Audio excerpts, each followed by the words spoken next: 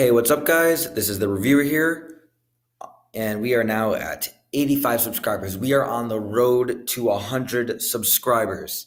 We could do this, guys. I'll probably do something special for 100 subscribers. So I thought I would do something kind of new today.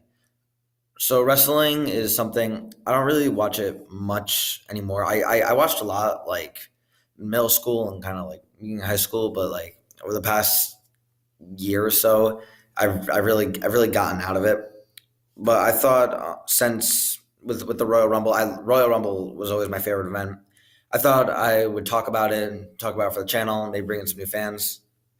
So I'm gonna talk. I'm gonna review what I saw tonight. So I actually thought this was a really good card. The reason I stopped watching was that it got a lot worse, and I thought it was a really good card. It was really long. It was like 7 hours, or was it? Yeah, I think it was 7 hours. I think it was 5 to 12. At least in my I'm in Eastern time, and so it was really good. It was really long, and it was hard to sit there. Except the Rumble was exciting. Like once we got to the Rumble, we were good. Like I was engaged. But there really wasn't. I didn't really have any complaints about any of the matches. I thought they put on a pretty good show. So I'm trying to think which was first.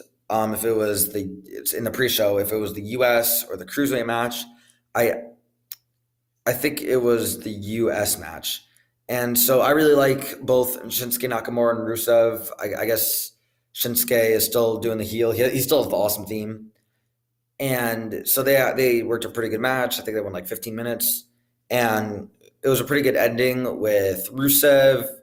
He was turned around like, "Oh, Lana, get up!" and Shinsuke hit the Shinkasa. And then later there was the Fatal Four Way for the Cruiserweight Championship. So this was between Kalisto, Buddy Murphy, Hideo Itami, and Akira Tozawa. And the Cruiserweights are always really, really exciting. And I was happy to see Hideo Itami back. It feels like 2015 he had a run, but then he got hurt, and then he really just has not stayed very healthy since. And I really like seeing him back again. So this one ended with Buddy Murphy winning, so I was really happy to see that. So the main show, it started with Becky Lynch and Asuka fighting for the SmackDown Women's Championship. This was a really good match. So there's no complaints, and Becky is huge right now, and which is awesome because I've always been a fan of Becky Lynch, even in like NXT and stuff. So seeing her big with the fans right now for like 2 years, she really was not getting much to do, and now she's the biggest girl. And so it ends with Becky eventually tapping to Asuka. It wasn't the Asuka lock that she tapped to. It was some other submission move, but it wasn't the Asuka lock. So Asuka retained her women's championship, and I think she'll just have it to WrestleMania. I think it'll probably be Charlotte Asuka again. It's just like the roles are reversed. So then they went into a tag match between the Bar and the team of The Miz and Shane McMahon. So I haven't been watching up to this. I don't know how they became a team.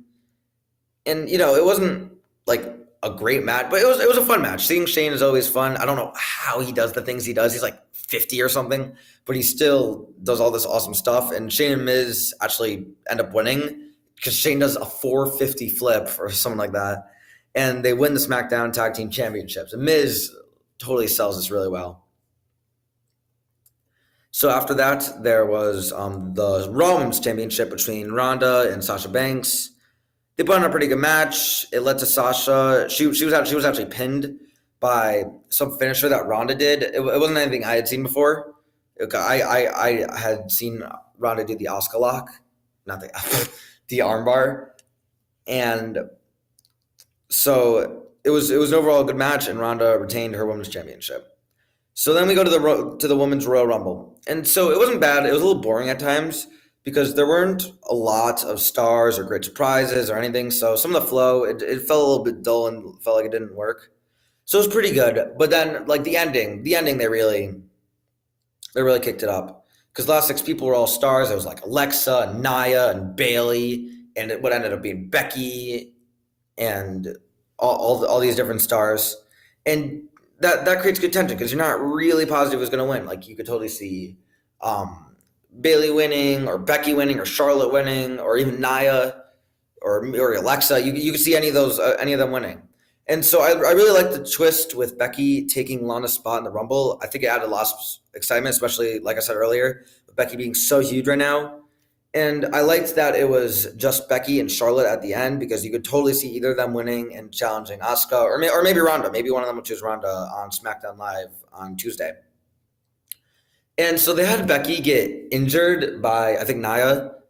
And I didn't think this was really necessary. I think the moment was already tense enough. You didn't need to add an injury to like show that the odds are being overcome. Like it didn't really matter to the story.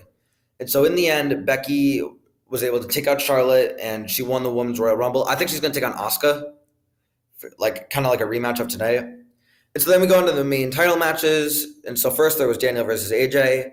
It was a really good match, but the ending was a little weird because Eric Rowan came out and took out AJ when the ref Mike Chiodo was taken out. And this was like out of nowhere. Like Eric Rowan, I don't think has been around in months. So I don't know why he showed up. So my guess is that he's going to become one of Daniel's like followers of his whole movement, because he's doing all the environmental stuff. And so Daniel, he ends up pinning AJ Styles, and he retains his championship. And so then there's Finn versus Brock, and they actually put on a pretty good match. Like usually Brock does not do very long matches, but they won like 15, 20 minutes. And he actually sold like that he was really hurt. I don't think Finn ever really had a chance. He wasn't even wearing his makeup. And this was actually the first time I was kind of happy that Brock got a win, because of who ended up winning the Royal Rumble, and I'll get to that in a second. And he got the victory because Finn tapped to the Kimura lock, which I would have rathered a pin victory, because anytime it's a tap out, it makes the other person look pretty weak. So, and you don't want Finn looking weak, because Finn is one of your Raw superstars right now. And so then we get to the Royal Rumble. At this point, I was exhausted. I thought, like, I did not think I was going to make it. But once the Royal Rumble really got going, I was into it.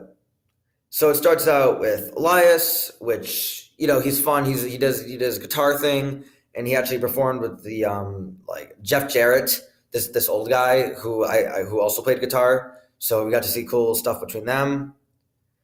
And so I thought the Rumble was really good. I didn't think it was as good as last year. I was actually there last year. But last year it was just a lot of fun, just always people you liked coming out. And this year it was really good. It's just it didn't feel as superstarred. Plus, like the way they ended it last year with like Shinsuke and Finn essentially versus Cena and Roman, and they used them so well. But the excitement stayed pretty much throughout because of all the exciting people.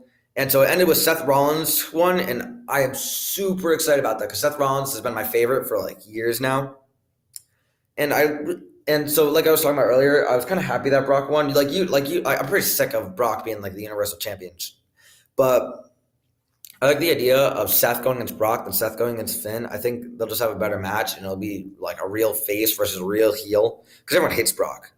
So I'd say tonight was really good, and I actually might watch a little bit more wrestling again. It kind of piqued my interest on what they're going to do. With football ending and everything, I'm curious to see what they'll do with WrestleMania and like Elimination Chamber and all that. Thank you guys so much for watching. This was The Reviewer. If you like this review, consider pressing subscribe, because I do movie reviews and reviews on other stuff all the time. And thank you for watching.